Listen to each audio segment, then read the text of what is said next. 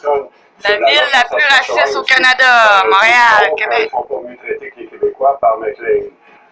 Et il ne faut quand même pas généraliser. Dans l'article sur le bonhomme Carnaval, sur la corruption, il y avait quand même un certain nombre de faits qui étaient vrais. Martin Patriquet qui l'a écrit, c'est pas le dernier venu, sauf qu'on avait arrondi les coins là aussi. On avait fait une page couverture beaucoup trop provocante, sans aucune espèce de raison. Et le texte, de temps en temps, laissait penser que la corruption était systémique au Québec. Dans le cas qui nous intéresse, moi, je ne comprends pas que McLean l'ait laissé passer et pas demandé à Andrew Potter, peux-tu y réfléchir ce soir, puis au cours de la nuit, puis demain, on se reparlera. Je ne sais pas ce qui est arrivé, mais il ne faut pas généraliser. Il y a des commentaires, bien sûr, beaucoup de cassage de sucre, ce qu'on appelle du Québec bashing sur le dos du Québec dans plusieurs grands médias canadiens. Il s'agit de lire les commentaires des lecteurs et les cheveux vont vous dresser sur la tête. Mais il s'agit de lire aussi les commentaires des lecteurs dans certains journaux québécois et les cheveux vous dressent aussi sur la tête. Michel, est-ce qu'on peut penser quand même que peut-être au Québec, on est un peu frileux là, quand on se fait critiquer, surtout par le reste du Canada?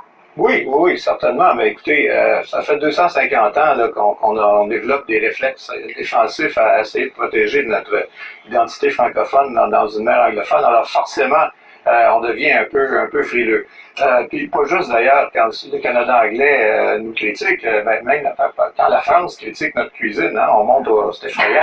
Alors, vous n'avez rien à dire, Québec, man. Regardez comment vous pensez. Votre façon de penser est mal. D'un même pays. Pensez pour les dieux, pensez que vous avez raison, vous avez tout en tort, Québec. Qu'on doit exercer dans les commentaires. Écoutez, nous, on pense beaucoup de mal des Albertains. Hein. Souvent, on trouve que c'est des rednecks étroits d'esprit qui polluent la planète pour de vulgaires dollars. Mais on ne dit pas que c'est une gang de malades. À un moment donné, je pense qu'il y a des bornes qu'on devrait ne pas dépasser. Tacha, est-ce que les Québécois ont parfois l'épiderme un peu sensible?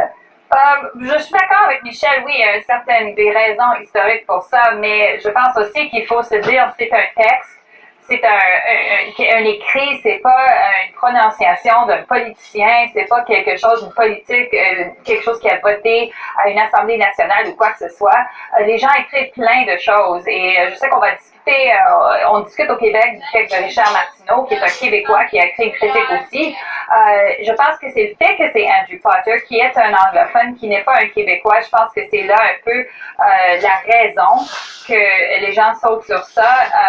Comme j'ai dit, c'est un texte maladroit, mais les gens ont plein d'opinions maladroites et ils ont le droit de les exprimer. Est-ce qu'ils doivent perdre leur emploi pour cette raison-là? Moi, je pense que ça va un peu trop loin. Il va perdre son emploi, il perd son poste comme directeur d'un institut. Oui, mais c'est ça le poste canadien, quelqu'un qui aurait des préjugés contre le Québec et qui dirigerait cet institut. Ça vous dérangerait pas?